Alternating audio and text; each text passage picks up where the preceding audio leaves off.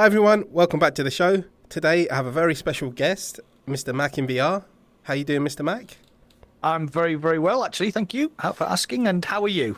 I'm great, thanks. We've had fun setting up this show. It's been very, very smooth, shall we say? We are professionals. Yes, we are. We are professionals. There was no messing around. No, definitely not. Definitely not. Now, I just wanted to talk to you about your channel and your podcast and kind of where your idea for your channel came from. So just for everyone who doesn't know who you are, just let them know what you do on your channel. My channel's Mac in VR, and I do VR content, a lot of virtual desktop tutorials, a lot of tech demos, some game reviews. I also have a podcast, which I do with Shuey from Power on VR, and it's called Virtually Rek't, and we do it bi-weekly. And the whole idea of it is that you get in the chat, you get a beer, we call it the Wrecking Crew, and we just start off normal talking about VR, and then it just descends into chaos because we get drunk while we're doing it. Yes, I've seen that kind of then it just drops. Yeah. And then Chewy's like, all right, let's end the podcast. So yeah, it's a great podcast. Shout out to Chewy. Check out his channel. I'm gonna link his channel in the description down below. So tell us about your channel, what your thoughts were about creating it, and what did you set out to do, and about your journey where you are now, basically. How did that all go from its infancy all the way up to where you are now? I'd done some stuff earlier with Onward, and it had been quite popular, but I didn't really take it very seriously. Mm-hmm. And then the whole idea originally was to do a collaboration with a friend of mine, and the actual channel was going to be called Dan and Mac in VR. But unfortunately, he dropped out literally about 5 days before we were due to launch the channel. Okay. Yeah, so it was basically pistol whip, mixed reality. I had Vive trackers and I had a Valve Index. So I wanted to do like mixed reality stuff with avatars and all that sort of stuff. But nobody watched it.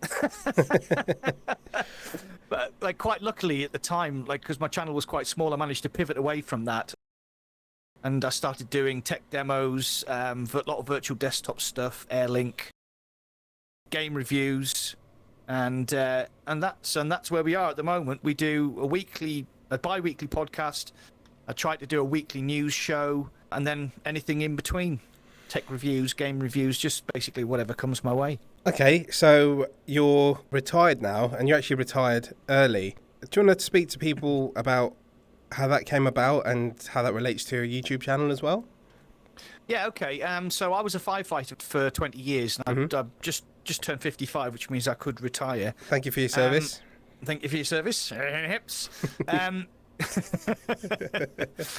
Well, basically, I did some man maths one day and worked out that if I retired, took my lump sum, paid my mortgage off, I'd actually be better off, which sounds really bizarre because I'd have my pension, I wouldn't have my mortgage to pay for. And the channel was doing okay, you know. It brings in a little bit of money from here, it's like Google advertising, some from the affiliate links. I've got a good relationship with a company called Protube VR. Shout out to Protube, yes. Protube, yeah, love Protube. I've got a Patreon, and you know that brings money in, this brings money in, that brings a little bit of money in. So, you know, with my pension and everything, it just kind of worked out really well. So I decided to go full time, and now here I am talking to you. Yeah, so you retired, what, like 10 years early? Well, I retired 5 years early. I was supposed to go to 60, but 60-year-old firefighters, nah. Okay. Yeah, I can imagine a 6-year-old trying to go down the old flight of stairs, and yeah, you might pull your back out or something. Yeah. But, you know, you're still relatively young. I'm not going to say your age, but people can figure that out for themselves. 75. But yeah. Look at the slap head. You've actually got more hair on your avatar than in real life. What is this lie? I had the option of being completely bald or having at least some hair. Yeah. But yeah, okay. I mean, that's the beauty of Neos, because you can be who you want, basically. Exactly, yes. Exactly, you can be who you want. Yeah, exactly. So let's talk a little bit about Neos, actually, because we are actually in Neos. We are, yes. I brought you into Neos a couple of weeks back, wasn't it? And it was, yeah. I asked you if you were busy, because I was working on the studio, and then somebody showed me around the whole of Neos, not the whole of this, but showed me around Neos. Paul from the VR Realm, shout out to you, mate. He helped me build all of this. Without him, there'd be nothing here. And I messaged you saying, have you got 2 hours spare? Have you got 2 hours spare? And you were like, I've got to do this script. I've got to do that. I said, look, just do it. Like, it's worth your time.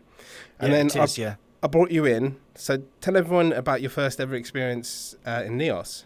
There was a disco. We had a bit dance with some smoke and the lasers. Yeah, there's a big club. Yes. Yeah, we played. I sang some karaoke to "Staying Alive" by the Bee Gees very badly. That was entertaining. Yes. One of the things I really liked about it is whoever's built it is a proper geek, because there was that bit where we walked into one of the lobbies and there was the DeLorean from Back to the Future, but it had the autopilot from Airplane 2 in the driver's seat. Do you remember? I remember. Yeah, that was brilliant. And I was just like, oh, you proper geek. And then we went up to the Sky Bar. Oh, yes. We did, yeah. And I kind of walked out and I went, oh, I've been here. No, I have actually been there. And I said to you, I think it's Shanghai. And then I went, no, it's Kowloon Island. And when I went to China, we actually went to Hong Kong, and I actually stayed on Kowloon Island in a very, very similar place to where this Sky Bar was. So I was like pointing things out to Serge, like that's there, and it was just like there's a point where I was just stood there, I was just shaking my head. It was just it's just crazy. Yeah, it's just that complex alone is a great example of Neos. There are other worlds on my list, so we can go check them out one day. I heard there's some crazy stuff going on in Neos. Yeah. We also did. Sorry, go on. Sorry, I was going to say, we did somebody's recreated the start of Half-Life, the original Half-Life. Mm-hmm, yeah, so you get in the train, and you get the full speech as you're traveling through Black Mesa, and I was just like, it's just crazy. But one of the things that you showed me, which like just goes to show what you can do in Neos. We came back to the studio here, and we were outside, and you brought up the NES Duck Hunt. Do you remember? Yes. Yeah. So you can actually play Duck Hunt with the proper original laser guns. You can. But you can, and it was weird. But it's like in a 3D environment. And then you pulled out a needler from Halo. Yes. And I was playing Duck Hunt with a needler from Halo, and that was just like gone. My head just exploded. I was like, you can basically do anything you want. Yeah, it's crazy. There is always, in my show, I always talk about Neos because that's where we are now. It's brilliant. Everyone needs to check it out. If you've got a VR headset and a PC, you need to check out Neos. I think there may be a Quest version. I'm not sure. In development? Of Neos. There might be. I need to double check that, actually. Okay. And I think everyone should try it out. If you want to come in and check it out, I'm more than happy to show you around, show you my studio as well, because there's a little studio we've got over here. There's more stuff in the back. So, Mac, tell us about your first ever gaming experience. I got my Oculus Rift CV1 on launch day because I was a massive sim racer, and I basically had a sim rig with a television mounted on the front of it. And I just thought that VR was going to be the future of sim racing. Strangely enough, my first experience wasn't that. It was Robo Recall. Oh, yes. Yeah. And I did the exact thing that everybody does when they get right at the beginning. You're in a lift and it's like, ding, oh, hello, welcome to Robo Recall. And I just looked at my hands. And I was like, oh, my God. And even to this day, right, Robo Recall is one of the best looking games. Yes. On PC, it just looks incredible. It still holds up today. I mean, the combat mechanics and everything are a bit dated because it was only teleport. You couldn't have any free movement. But yeah, it was amazing. The next thing I played was Lone Echo. That is one of your favourite games of all time, would you say? Yeah, definitely. There's a bit in Lone Echo where something appears, and it's just in VR. It just has an impact, and it's crazy. If you've played Lone Echo, you know which part I'm talking about. Liv gets a foot stuck, and then boom. Yeah, okay. It's amazing. I own it. I've got to the bit where you get to the big place, and that is it. I'm going through for a ship kind of thing. Yeah. But that's all I've played. So Is there a lot? There's obviously a lot more that I haven't played, right? Yeah. I haven't ruined it for you because I haven't told you what happens. But Yeah. Yeah, it's incredible. It's absolutely incredible. What about your first ever literal gaming experience? Was it like an arcade machine, or did you have one of those little console things back in the day? It's you can you'll be able to work out my age from this. I was a 10-year-old boy, and it was 1970. Oh no, I must have been a little bit older. It was 1978, so I would have been 12. And I was in Miami Airport. We'd just come back from Disney World, and we were just waiting for our plane. And there was like a buzz in this shop. I could hear people talking, and there was like a queue. So I went over, and it was a Defender machine. It's like one of the very first like sort of proper popular arcade machines. Right. Okay. So I got it. I was like, oh, that's interesting. So I got in the queue. I had my quarter. I think it was a quarter, which is like 25 cents. And I got to the front of the queue, and I popped my quarter in, and it was just like, I think you had 2 sticks, and you could fly, and you could turn, and you could shoot, and you could bomb. And I was just like, oh my God, what's this? And it was like, that was my first experience of video games. And then I had to wait till 1981 because my mum and dad bought me an Atari VCS for Christmas, and I had Defender and Space Invaders, and yeah, so that was incredible. And what consoles have you owned since the Atari? Did you literally buy every PlayStation, Xbox, or did you? Yeah. I started off with the Atari. That lasted for a long time. Mm-hmm. I had an NES. I never got the Sega one, the first Sega one. I had an NES because I remember playing Super Mario Brothers on it, and Super Mario Brothers 2. Then I had a Sega. What do they call it? Not the Genesis. Mega Drive. Okay. Yes. Yeah. Obviously played Sonic, all those sort of stuff. So then I got a SNES. I know this will probably cause a lot of arguments, but the SNES was a far superior console to the Sega Mega Drive, because the gaming library from there, it had Super Metroid, Super Mario World, it had Star Fox, it had Yoshi's Island. Yeah, you make a valid point. Yeah. Donkey Kong Country. People forget about Donkey Kong Country. When Donkey Kong Country released, people thought that was for the N64, then they were previewing it, but it had that FX chip in it. Right, which made the cassette extremely expensive, but yeah, it was mind blowing. So SNES. Then I think I had a bit of a break. I had a bit of a break until the Xbox came out, and then I'm an Xbox fanboy. If you ever watch anything, I never knew that. No, I didn't know that about you. Did you not? I've never mentioned it. You've got like the Master Chief holding your controller, Xbox controller. I do. Yeah. I'm a massive fan. I was actually going through my firefighter basic training when the Xbox was released. So I always remember, I think it was like March 2002, and I'd finished my training, and me and my mate drove down to Game, actually gave them some physical money.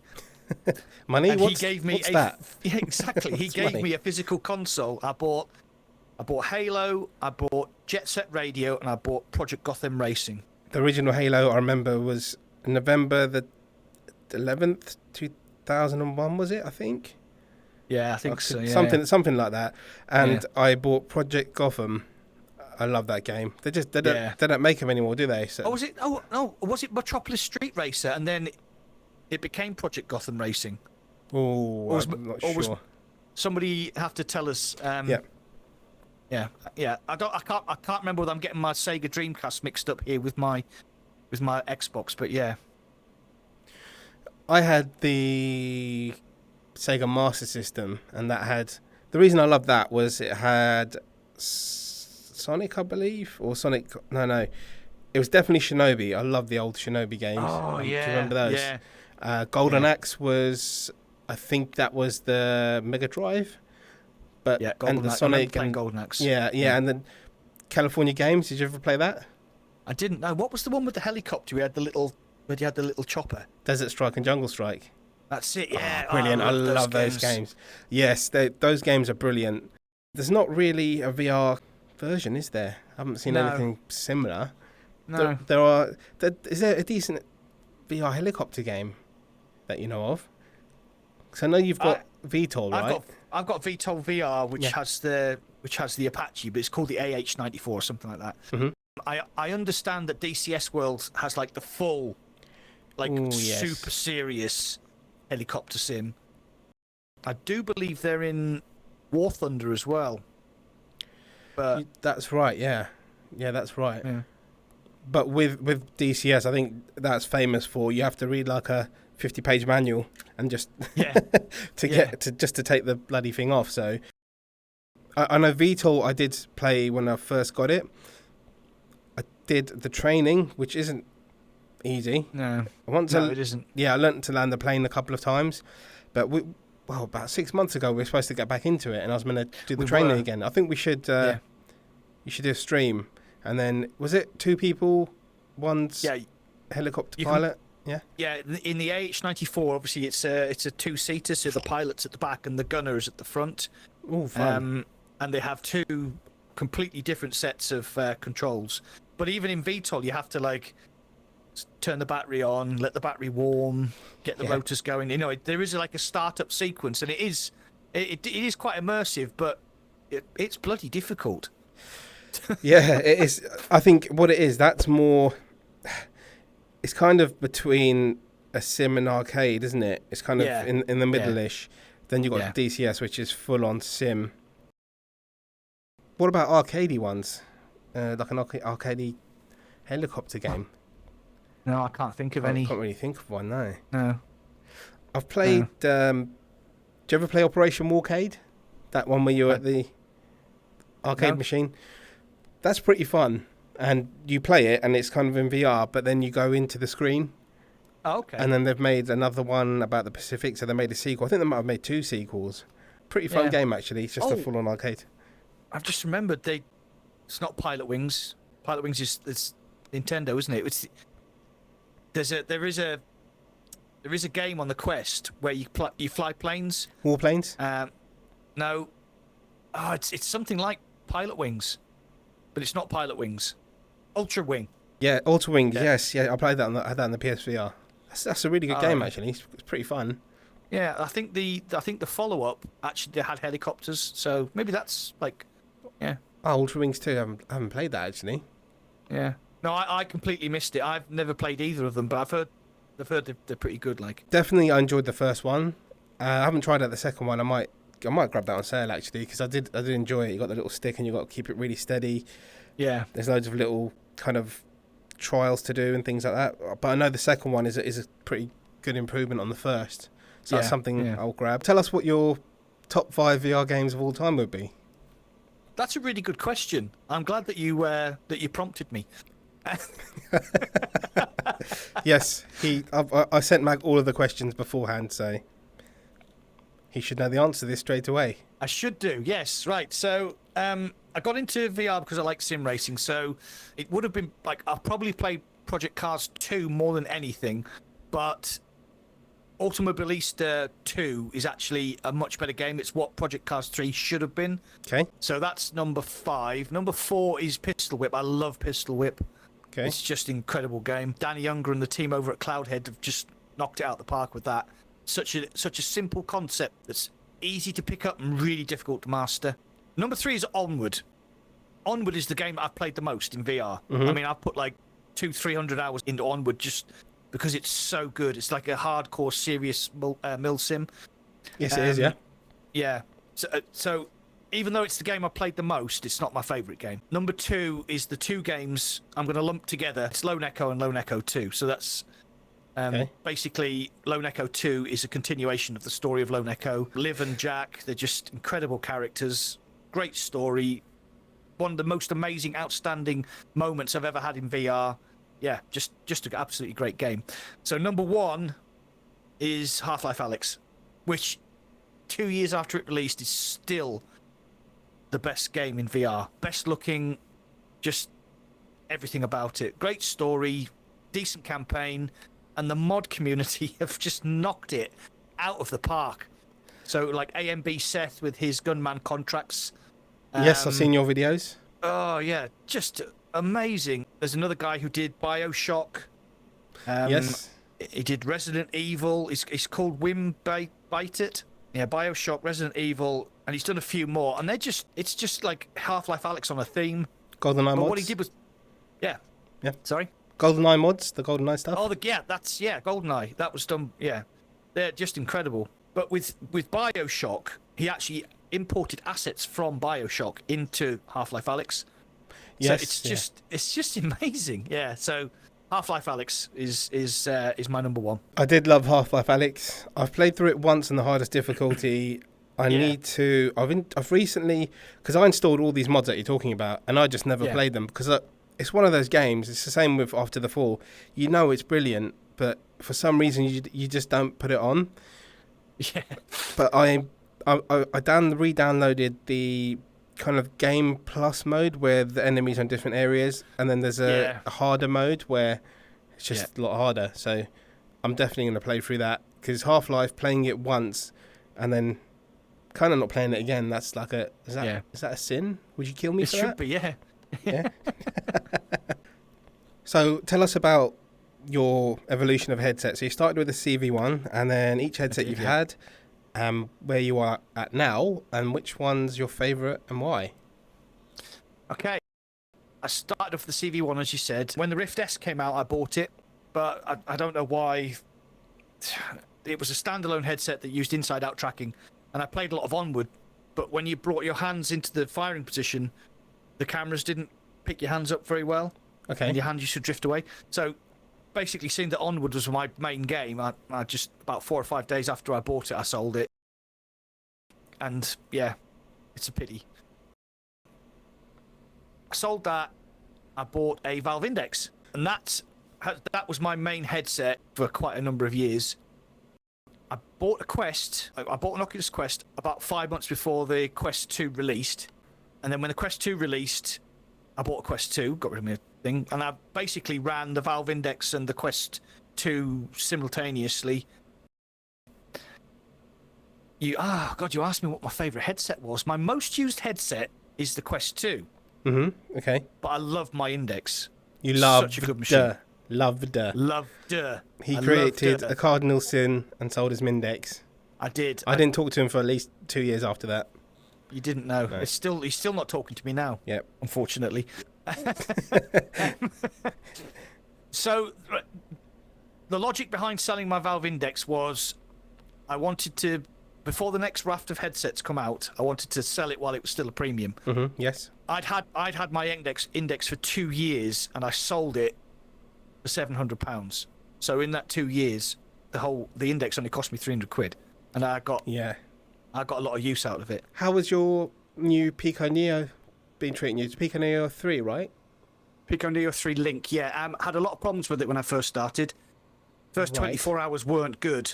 We had lots of disconnects. I couldn't get the headset to recognise that I had SteamVR installed on my PC. Standalone, it worked fine. It worked just as well as the Quest. I was very, very happy about that. But wirelessly, PSVR and using the DisplayPort cable just did not work for the first 24 hours. I've actually had Mike from Virtual Reality Oasis actually reached out to me because he was having the exact same problems that I had. 48 hours down the line, I got it all working. The screen on PSVR is incredible. It's really, really good. It really pops. But I live streamed Half-Life 2 and the DisplayPort disconnected about 10 times during a 2-hour stream. So I'm hoping that it's a software problem that can get fixed, because obviously I never ever had any disconnect problems with my Valve Index. So it's been a bit of a mixed bag. I can recommend it, but they need to sort this DisplayPort problem out. Would you say that's going to be used over the Quest 2 though? Do you think, once that's fixed, do a direct side-by-side comparison, like the display, obviously the connection's a bit, with the controllers and all that kind of stuff. The Quest 2 is a great all-round package. It's very, very slick, but it has been around for longer than the Pico Neo 3 Link. So the Pico Neo 3 Link standalone, the performance is identical. The storefront and the UI is a bit bare bones. But the PSVR, when you use that DisplayPort, and I was playing Automobilista 2, oh wow, it's far superior to the Quest 2. it is night and day. I still love my Quest 2. With Virtual Desktop, I think it's a great headset, but I'm probably going to be moving away from using it because the Pico Neo 3 Link is better for PSVR, which is what I'm more interested in. How much is the 3 Pro? Oh, crikey, that's over £1,000. And okay. you also have to, I do believe you have to have a subscription service because it's a professional headset. Right, okay. So that comes with additional costs. Yeah, that's what I believe. If anybody out there knows any better, then please correct me. You will be corrected, young man, for sure. No. I have been known to be wrong in the past. Tell us your thoughts on Pico basically bringing out their headsets, which will pretty much be the same spec as, say, the Quest 3, before Meta actually do. And they're also giving you a discount if you already own one of their headsets. What do you think of that strategy? Yeah, it was very clever. So basically what happened is Pico have been around for a long time, but only in the Asian market. And they got bought by ByteDance last year. And ByteDance is basically the people who own TikTok, who might be the only people on the planet who have more money than Facebook. So they're obviously thinking that VR and AR is going to be the next big thing, so they want to get in. So even though Pico is not really well known in Western markets, it is actually a massive company in like Asian markets. So with the Pico Neo 3 Link, they actually said, look, we are releasing this headset into beta. We need 22,000 people to get involved, and we want to hone the system. We want feedback. We want all the things you like, all the things you don't like. And I think that's a great approach from that company to say, look, what do you want? What don't you want? And right at the end of the presentation, they were like, oh, by the way, if you own a Pico Neo 3 Link, you get 35% off the next headset. And I was like, right. And we already know that Pico Neo are working on a Meta Cambria rival. So the speculation there is that Pico are going to try and undercut Meta with their own Cambria rival, which is going to have the better, like the pancake lenses, the better screen, eye face tracking. And that is a very, very smart move. And perhaps maybe bring out a Pico Neo 4, whatever we're going to call it. Yeah, before the Quest 3 launches, which is probably when we expect to get it next year. So they're being very aggressive, and they're pricing aggressively as well. So I'll be interested. Yeah, I'm interested to get involved in the beta because you're getting in basically at a company that's very, very open, and you're not going to get banned from using your headset because you make a stupid comment on Facebook, which... Oh, that happened to you, did it? Oh, have I not mentioned it? I think everyone... Basically what happened is, a friend of mine put a picture of a car. I mean, I'm a massive petrol head. He put a picture of a car up on Facebook, and he was like, oh, I love this car. And I was like, oh, mate, you need to sell a kidney. And that was it. 4 weeks, banned from Facebook, banned from my Quest headset, and I nearly lost my account, and therefore the use of my Quest. And that riled me somewhat. Yes. I have one question to ask you about that. I did mention when it happened, have you backed up all your Facebook posts and videos yet and photos? I'm a lazy human being. Of course I haven't. It doesn't take long. Just do it. Seriously. I did it. I don't use my Facebook anymore. But I did do it because there are some, I think I don't really care, to be honest, but once I started doing it, I was like, oh, do you know what? These are actually some cool memories and stuff. Yeah. So, I'll give it a go. It's not too hard to do. I will. It's like I said, you don't realise how much you rely... I mean, I use Facebook to keep in touch with people, keep in touch with family and friends. But when it went, you don't realise how much you actually rely on it. And I mean, apart from the fact that I got banned from a consumer electronic device that I purchased with my own money, is a by the by. But we'll see what ByteDance and Pico do. I mean, lesser of two evils, ByteDance, Facebook. We'll see, I suppose. Yes, definitely. I think with the Neo, it's kind of it's all China based, isn't it? And then obviously Facebook is Meta, should we call them? Have you got used to calling it Meta yet? Meta Quest 3? And stupid. Why did it... What was wrong with Oculus? Everybody knows what an Oculus is. It's like Hoover. Oh, have you got an Oculus? Oh, yeah, I've got one of them. Have you got a Meta? Yeah, but I went to see the doctor and he cut it off.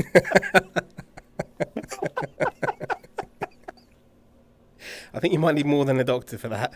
Yeah, I know. But even like that, even down to, they've rebranded it as Meta. When you turn the headset on, there's a Meta logo.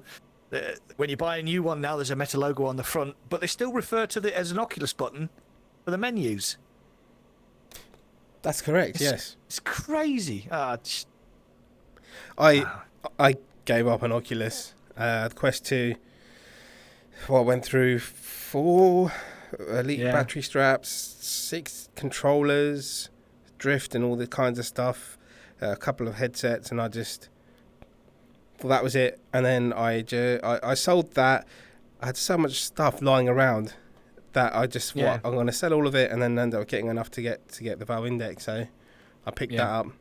What are your thoughts on the upcoming headset? So obviously we've spoken about the Pico. We've got the PSVR 2, and we've got the new Mindex. Yeah, we've got the Deckard. The Valve Index was so far ahead of everybody else when it launched. Definitely, You've got to remember, that's like 2.5... When was it launched? In June, I think, 2019? So it's nearly 3 years old, and it's still best tracking. It's still got the best controllers. I know people will complain that they're a little bit unreliable sometimes. Yeah. And the screen, 144 hertz, refresh rate, 110 degrees FOV. It's a great headset. So I think Valve, when they bring out the Deckard, that's its prototype name, I think it's got to have the pancake lenses. It's got to have a decent screen. It's got to have eye and facial tracking. But from what I understand from watching Sadly It's Bradley on YouTube, go and subscribe to Sadly It's Bradley. He's amazing. Shout out to Sadly It's Bradley. Is that it might be modular. So it'll be like a VR PC. A PC. How can I put this? It'll be like. So when your PC gets old, you can take bits out and put new bits in. So I think that's what they're kind of thinking about doing. So you might buy the Deckard as a standalone headset, and it'll have inside-out tracking and all the lovely things that you want. And then they talked about this x86 unit, which is basically the Steamdeck. So if you want better graphics, you could maybe run the x86 unit. You will be able to attach your Deckard to a DisplayPort or something similar, and play PC VR games. I'm pretty much sure that Guy Godin has been working with Valve to, if there's going to be virtual desktop on the Deckard, then that would be a great solution. I just get the impression from watching Sadly It's Bradley and listening to what Gabe Newell from Valve was saying, is that they want you to buy this headset. I mean, the screens are supposed to be 4K by 4K. So yes, it's currently way above what your PC can do. But that's not the idea. The idea is he's kind of future proofing. And then if it's modular and you can change things out, you could buy that one headset, and I mean that could last you 5-10 years. Yeah. It's an amazing idea. Because I really like the modular part. Because you can do like a Quest 2-ish kind of way without any wires, so you can wire up to your PC, and it's going to be a brilliant headset. And even like you said, the Index has been like 3 years old, and it's still going. People are still buying them. People are still. There are other options, but people still do buy the Index. I know quite a few people who've done that with the Deckard. Well, not the Deckard, the handheld. You pre-ordered it, didn't you? The handheld Steamdeck, was it? Yes, I did. Yeah, but I basically had the, because I'm retired and I'm quite old. I'm living on a limited income. I just like to point that out. And I had the Steam Deck on pre-order. They sent me the email. I nearly pulled the trigger, and then I thought 500 quid, because I wanted the premium one. Yeah, it was 500 odd quid for that. And then obviously my Pico Neo 3 Link was coming out as well within the next sort of 4 weeks. And I thought I can't afford to spend £1,000 Yeah, I don't have enough. I understand don't that, have enough time to play all the VR games I've got. If I bought a Steam Deck, I would have to play 24 hours a day to make it worth its value. So I was massively gutted, but I actually, yeah, I didn't buy it. because I think you pre-ordered it while you were still in the fire service. Now, for that kind of job, it's brilliant. Oh, it is absolutely amazing. Yeah. Because you obviously, while there's not loads of emergencies going on, you have a bit of time where you can do stuff like that. Yeah.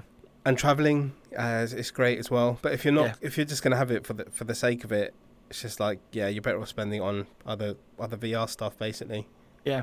Another one of the reasons I didn't purchase the Steam Deck is because I managed to install the Xbox Game Pass APK onto my Quest 2 headset, and I have the Bluetooth Elite Controller Series 2, so I can play my Xbox games wirelessly on my Quest 2.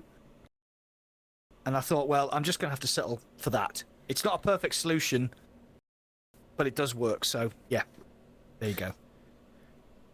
Yeah, I mean, I should do a video about that, shouldn't I? Go for it. You do all kinds of videos and different things. So, yeah, mix it up a bit. Everybody likes to see different content instead of the same stuff over and over. Yeah. What games in VR? I know what you're going to say. Have you been playing lately? Oh wow. RFVR. Oh, what's RFVR? Oh, it just so happens I know who did the trailer. This really nice looking young man. What's his name? Surgical. That's him. Yeah. Oh, that's very I'm blushing. Well, you got me involved. I had the demo, but I hadn't played it. And then you played it and said, "No, you need to play this." And the lazy way of describing it is it's Skyrim in VR. I guess, it's very Skyrim-esque. Yeah. Because I think actually, no, you didn't. I said you need to play it. Then I think you saw the trailer, and then you put in the comments Skyrim in VR ? I yes, think that's what you did. I did. Yeah. So we played. We did like you took me into the game and did the basics, because if you jump straight in and just go, you won't really understand what's going on, because there are tutorials and you really need to listen to the tutorials. Otherwise, you'd just be wandering around thinking, "Oh, what am I doing?" Yes, so definitely. So we did a live stream, but basically about 3 hours before, you took me round and showed me stuff. And then unfortunately, the live stream didn't go very well because my PC kept crashing, which turned out it wasn't RFVR's fault. It was my fault for being a lazy per usual. But we streamed again the other day, and it was great, wasn't it? There's so many good little bits where you sort of drop in, you say, "Oh, there's a dungeon here." You drop into the dungeon and you realise you're like level 17, and there's like a level 40 bloody skeleton boss comes running towards you, and you just basically go, "Well, you did." I panicked a bit because I hadn't put my portal book on my stomach, and you were just like, "Nah, I'm out of here," boop, and you were gone. And I was literally running around this dungeon trying to get away from this boss, trying desperately to get my portal book out, and then I managed to do it. But yeah, there's like so many good moments in RFVR where like things like that happen. Yes, you just you get attacked by werewolves, and werewolves are hard as nails. And there's just so much to do. It's just great. Yeah, it's a brilliant game. So I've spent 40 odd hours in it now, I'd say. Yeah, and I think I've spent as much as you. I think I spent about 20-25. Yes. To be honest, those 40 hours, a lot of it I've spent filming, doing stuff making them on my channel. But I made that trailer. Everybody thinks demo's going to be a couple of hours play or half an hour or just one or two levels. It's actually a 50 square kilometer map with around 20 missions and so much to do that it's insane. Absolutely. There's so many activities you can do. The best part is you can just go out and explore, which is what I did when I first got it. I didn't do the tutorials. I just ran. And then eventually you realise you're right, you need to level up, do the tutorials a bit. But the best part of the game is I've played a few hours and I've seen a lot. I know where a lot of places are, but then even when we played together on the stream, it was like I found like 3-4 new places that I'd never seen before. Yeah. And I would like to point out here, and the devs are very open about it. It isn't an early access game. Yeah. It's they've basically put the demo out it's quite a rough state. There are bugs, but they just want feedback to improve the game, and they are constantly updating it. Bang, bang, bang, bang, bang. And it's just so good at the moment. It's one of those games where you think in a year's time this is going to be like off the charts. Yeah. You know, you can. There's like potions. There's like spells. You can smith. You can build your own armor. You can put crystals into your armor to give you different stats. Obviously, level up. I mean, I hit the level cap at level 20 at the moment, but I mean we've run into level 45, 50 bosses. I definitely hit a level 42 or 46. But sometimes they're not even bosses. They're just, you'll fall into a hole. You say, oh, what's that? And then you fall into a hole. You drop about half a mile, and then they're just like lizard men and skeletons and people kind of casting spells to make the dead come raise, and skeletons running after you. And I've seen so many different enemies. And just when I thought I saw it all, like even in the stream, like we went to a certain part that I hadn't been to, and there was snake men. I was like, snake men? I've never seen them before. Very high level snake men who nearly kicked our asses. I think you died. Is that right? I did die. Yeah. And you were like, "No, I'm off." No, I was there. I fought them. I think I can't remember. I've definitely did something to protect you. Not like in the cave when you teleported and left me on my own that time. That one. Yeah. Right. Hi. Now, with regards to other games, what games are you looking forward to the most? Obviously, RFVR, which is a great Skyrim-esque VR game. Yeah. What games are you looking forward to the most that have been announced? There's a bit of a drought on PSVR, but there are 3 games that I'm looking forward to. One of them is Lo-Fi, which is a sort of Blade Runner-esque sort of future dystopian detective game. It looks really good. It does. I've almost bought that a couple of times. Almost pulled the trigger on that. Yeah, I keep doing the same. It's every time I see it, I think, oh yeah, and then I forget about it. Bale, and now you've actually taken part in the closed beta, haven't you? I had a few games with Mateo311. Shout out to Mateo311. I'll link his channel down below as well. So yeah, we all had a session for like an hour or so. It's good. It's a work in progress. I like certain things. There's certain things that need work. It will be a pretty good game. So yeah. So I'm quite looking forward to that. But the big one for me as a sim racer is F1 2022 has virtual reality support from the outset, and it looks unbelievably good. Really, really good. So I'm very excited for that. On the Quest front, Moss Book 2, and we have Into the Radius. We have Ghostbusters, which they actually put right at the end of the gaming showcase. Oh, yes, I remember that, yeah. That was absolutely fantastic. So you mentioned that you like sim racing. What's your current sim racing setup? So I've got the full seat. I've got a GT Omega seat. I've got a Logitech steering wheel, manual shifter, and pedals. The setup itself is quite old. It's about 5 years old, but it still works. And unless I'm going to get sponsored off somebody like Fanatec for one of these brand new DDR wheels, it's going to stay that way for a bit. Because I'm a pensioner, you know. I don't have much money. He is a pensioner. He really is. With the sim racing side, you're going to... Because we know Mr. Louverture, who we met in After the Fall, right? Shout out to you. Geezer? Yep, a.k.a. Diamond Geezer. You're going to do some streams with him, right? Because he sent me some photos of his new sim setup. Are you looking to do more sim racing streams on your channel in the future? Yeah, definitely. We'll see how it goes over the next couple of weeks. But yeah, that's definitely something I'll be really excited about. Obviously, when F1 2022 VR comes out, I'll do some live streams and we'll see how it goes from there. Nice. I've got games that are racing games in VR. But then when I got my Quest 2, it didn't work well virtual desktop, but I haven't tried it since getting the index, so I do need to stick that on. It's Project Cars 2, I believe. Yeah, Project Cars 2. Project Cars 2 works quite well with VR because it has a gaze gesture. So if you stare at something, you can actually use your where you're looking as a pointer. So that's actually quite clever. That is correct. What games do you actually own? Racing games for VR? Project Cars 2, Assetto Corsa, and that came up on sale on Steam, and it was £10 for everything, like all the DLC, and then I haven't played it because I'm an idiot. Assetto Corsa Competizione, that's really good, but it runs quite poorly in VR. Automobilista 2, which is basically using the Project Cars 2 engine updated. Right. It's just, yeah, and it's got a mod community, and they keep releasing cars and tracks for it. It's really good, and it looks beautiful. What about rally games? Do you play any rally games in VR? I got Dirt Rally 2 recently, and I can't play it because it makes me feel, gives me motion sickness.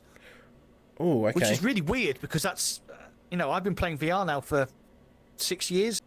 What was the issue with that? Was it just not stable, or was it just because you're going all around like a lunatic? And I'm used to doing like circuit sim racing, particularly GT3s are my favourite. So you're driving on very smooth tracks. Maybe like the Nordschleife has undulations, but not too bad.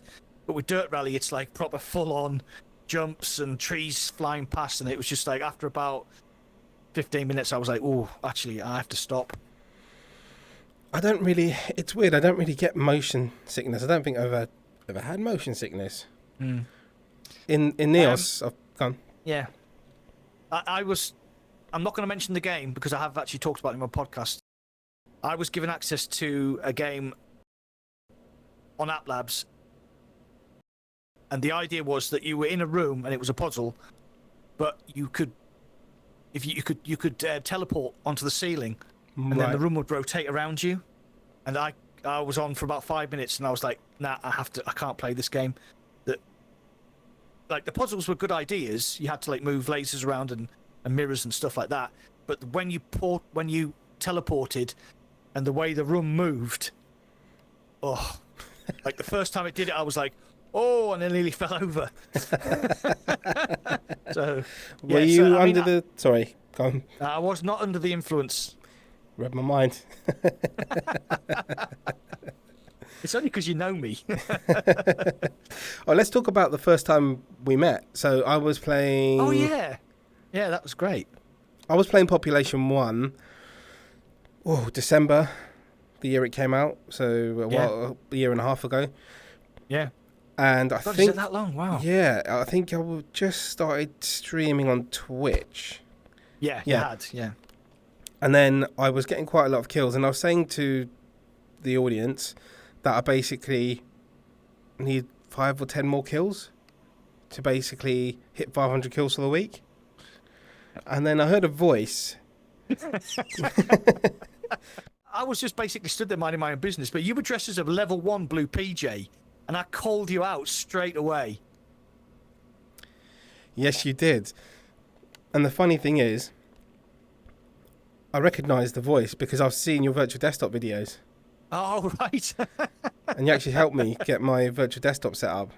I did, Thanks for that. Yes. Yeah. Thank you very much. Oh, I forgot about that. And then I said, you're the YouTube guy, YouTube streamer. You go, no, I make YouTube videos. I was like, oh, okay. And I thought, oh, this guy's not friendly. But then we started talking. Just joking. No. So then, we started chatting and stuff, and we became with Face. We became Team Tryhard. Yeah. And we played quite a lot. Streaming. We played a lot. Because I was streaming at the time. And then I remember you were like, oh, forget about streaming. And I said to you, just try. Do you remember that? I said to you, just try it once and see how it goes. Yeah. And people loved it. And now it's like a regular thing, isn't it, on your channel? Yeah. Like, so I stream twice a week, Monday and Thursday. Every other Monday is the podcast with Shuey, which we've already talked about. Yes, that'll be linked down below. Sorry. Yeah, it's like you get like your regulars in the stream, like Paradise Decay, who's another YouTuber. Shout out to Paradise Decay. Paradise Decay. Definitely subscribe to his channel. Everybody probably knows who he is who's watching this, but I'll link that in the description down below. It's going to be the longest description in the whole world in YouTube history, I think. It's just going to be like 5,000. I'll just copy and paste everybody who has a YouTube channel and just stick it in the description. And don't forget Beardo, Benjo, Steve Knows, Gamertag VR. Shout. So I was like, when I met Serge, you were trying to build your Twitch streaming up, weren't you? And I'd never done it. And then he was like, oh, try it on Twitch. I was like, nah, because I've got this audience on YouTube. So you sort of talked me into it, and yeah, I mean the first stream was a nightmare because I didn't turn the volume on and I didn't have the mic on properly, and but it's just one of those things. There was nobody watching, so it didn't really matter. Yeah. But now it's like a big thing on the channel. Yeah, it's like we did the RFVR stream, which was really popular. We had quite a few concurrents. I mean, it's the people still watching. Yeah. They're going back and watching it again. Yeah, so it's become a big part of the channel. I really enjoy it. I usually play drunk. Drunk? This is the world's first, by the way. Mac and VR is on YouTube sober. Yes, I am. And the reason is because I'm streaming tonight, so I can't afford to get drunk until I start streaming. Oh, there you go. I was just about to say, yeah. With your streams, I've seen them grow. So obviously you had, how many subscribers did you have when we first met? Do you remember? I had about 4,000, I think. About 4,000. So that was a year and a half ago. Now you're on coming up to 12? Just come up to 12, yeah.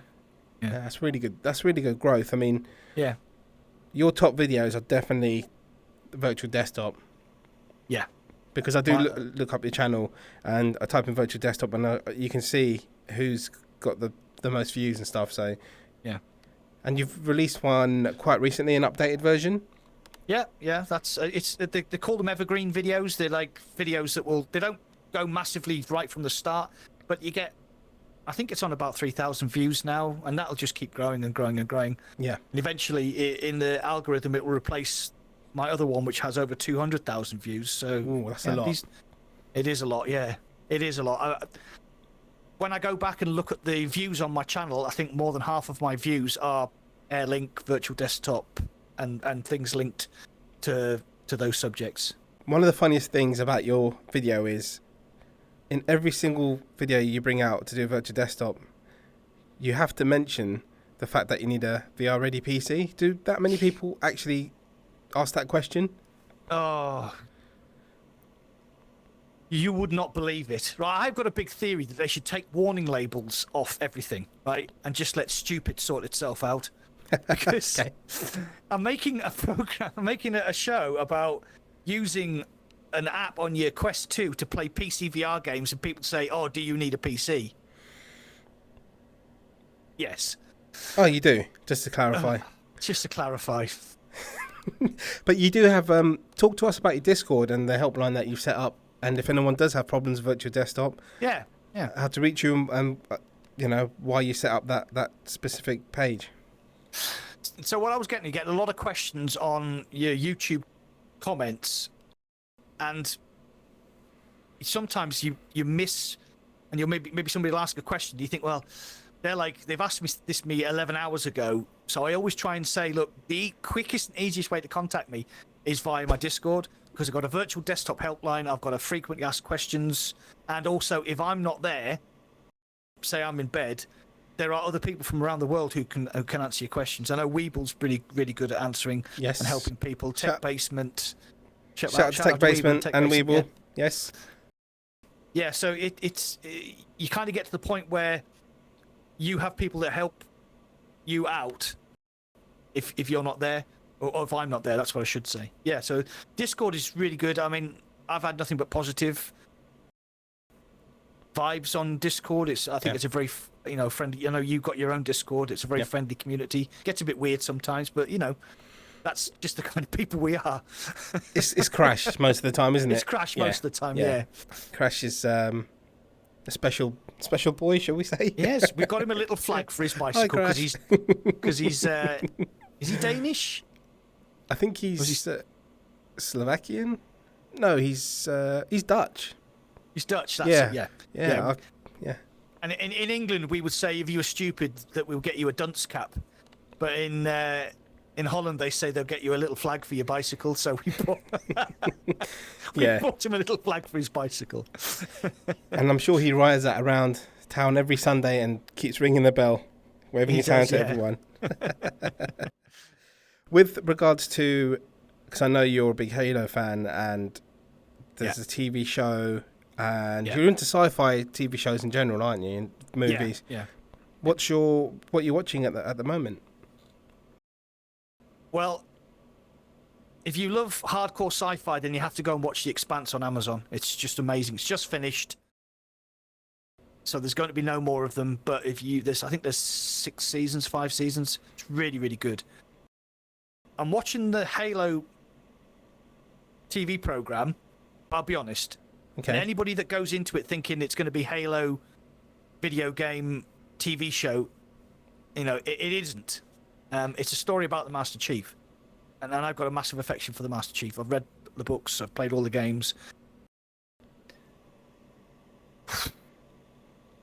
I'm enjoying it, but it's quite slow, and there's been limited action so far. The opening scene was pretty good. I seen the opening scene, and I was like, wow, that was really good. So yeah, and there's a massive action sequence in episode 5 where, you know, the Master Chief, they're doing a certain thing, and the Covenant, if you know anything about Halo, the Covenant invades, so they got the Jackals, the Grunts, the Elites, and then the final thing is where the big guy drops in, and you're just like, oh my god, that's incredible. But like the action has been very limited, and it's more a story. About They've made a few games into movies, so we've got like the Mario movie, which is a while back. We've got Uncharted. That's really good. I've seen that. It's Tom Holland and Mark Wahlberg. Okay, that's really good. What other ones come to your mind? Victoria, what's her name? Vic Vikander. Tomb Raider. Mm-hmm. With Vic Vikander in it. I can't remember her first name. I do apologise. She's absolutely spot on as Lara. There was a Mortal Kombat film out last year. I thought it was going to be rubbish, but the opening scene is 2 of my favourite martial artists, and I was just like, oh, I'm sold straight away. And it was just, it was really, really well made. Yeah. Very clever, funny, brutal. Yeah, I enjoyed that, yeah. Do you remember on the NES when they brought out for every movie in the 80s, they made a game on the NES? Do you remember that? All the Indiana Jones, Aliens, Terminators, and just... And they were all side-scrolling beat-em-ups. They were literally the same thing, but in a different skin. they were crap. So, Mac, tell us about your infamous man cave. Where did the idea come from?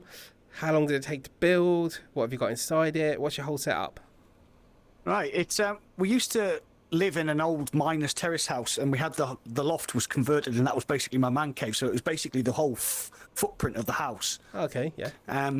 But when we moved to a slightly nicer area, but the house was like half the size. So all of my crap, which was up in the loft, was basically scattered around the house. And basically my wife just got sick of it. So we said, we'll build a man cave in the back garden. So it's fully insulated, fully electrics, 5 meter by 5 meters.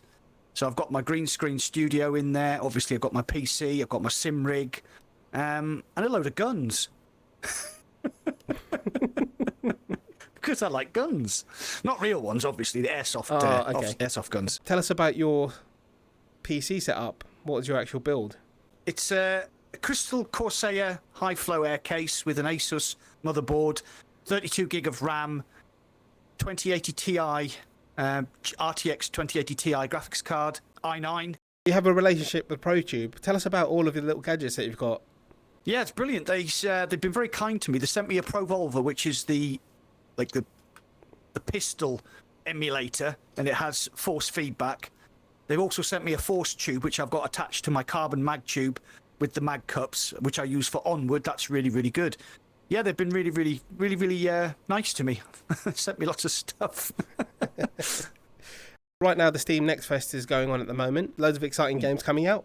We have, yes. What demos have you downloaded for the NextFest, like just to have a go on this week? All right, well, the 3 ones I'm really looking forward to are Runes Magus, Paradox of Hope, and Requisition, because I haven't played any of those yet. So there's also Kayak VR Mirage, which I've covered on the channel. That's really good. RFVR, obviously, you've had those 2 nutters on your program. So RFVR is also included. Yeah, there's a load of stuff. I think I downloaded 16 demos. So it's going to be busy next couple of weeks. I'm really looking forward to it. Nice. That's a lot of gaming. A lot of It gaming. is. No time. Before we wrap up, did you want to talk about anything else or mention anything else? Yeah, I think this is like it's a really exciting time to be involved in virtual reality, because you've got to remember this industry is only 6 years old, and it's gone from literally nothing to, a large portion of Steam users are now using VR on a regular basis every single month. 60% of people using Steam are using an Oculus branded product or a Meta branded product. The Quest 2 is absolutely, they've outsold the PlayStation 5, they've outsold the Xbox. And it's just a really exciting time. We've got the Pico Neo 3 Link coming out next month. We've possibly got the Pico Pro coming out before Cambria. Got Cambria coming out in September, October. And then, Valve are on Valve time, so we don't know what's going on there. But you've got Deckard. And then maybe next year you've got a Quest 3, maybe a Quest 3 Pro. It's just like, oh, wow, there's just so much going on. And there's all these big players getting involved. Phone manufacturers like Apple have, realized that the sales have peaked. So they're now looking at AR, VR, XR as maybe the next big thing. I know That's Apple, right, yeah, Apple is spending a lot of money trying to get their M1 chip to work in a headset, but they're having problems with it. Facebook might be making a phone and a smartwatch.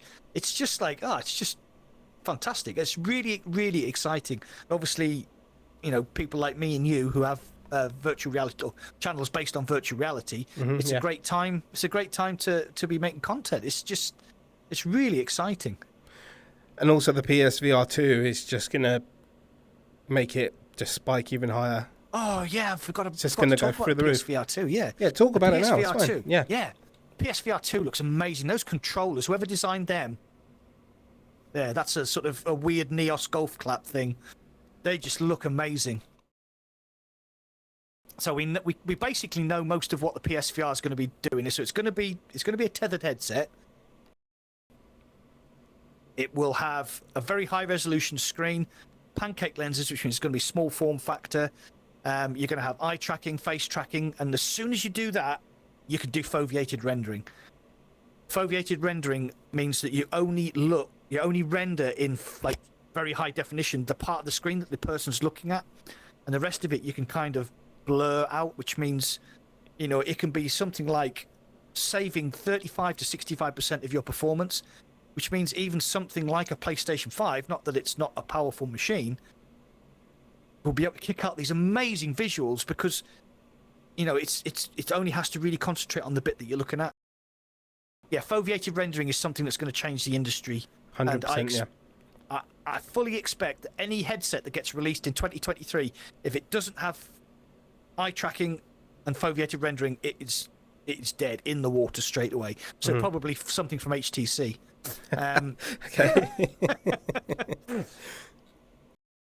Yeah, I think the Pico Neo Link 3 is going to be the last headset that's going to be launching that doesn't have face and eye tracking. Oh, okay, yeah. That's a good point, actually.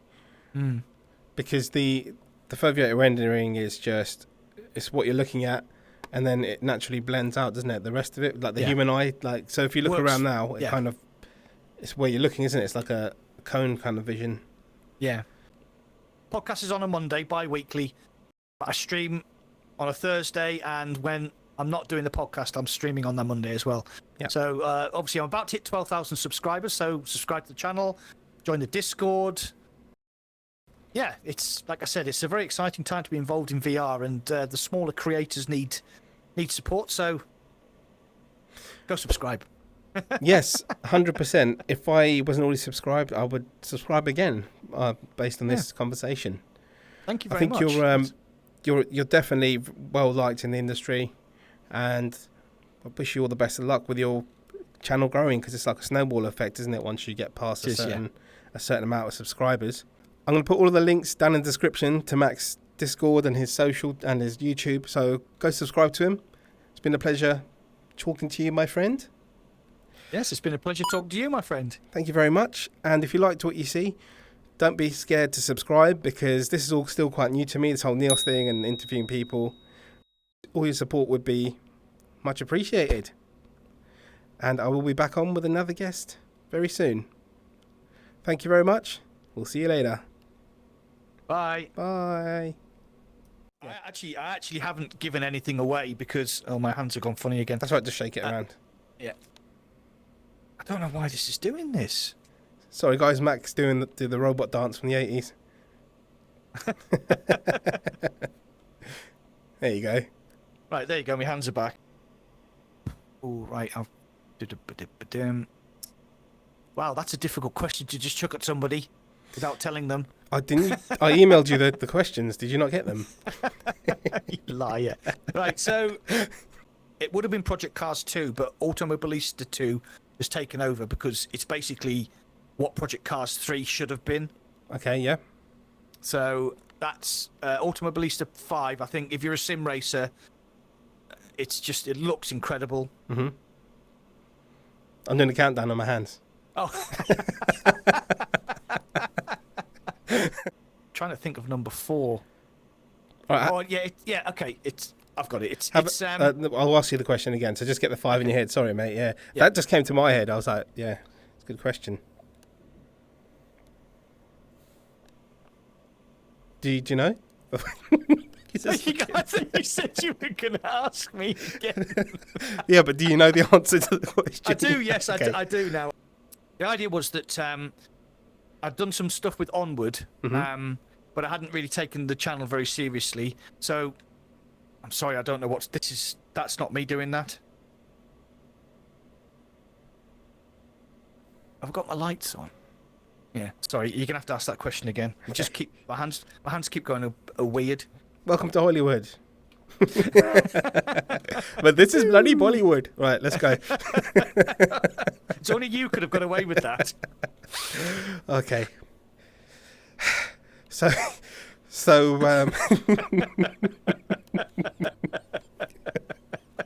we should have got pissed and done this, shouldn't we?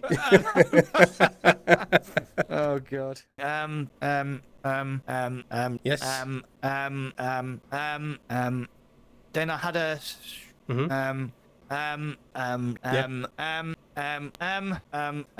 Okay. Don't know why. Right. Okay. We'll cut that bit out.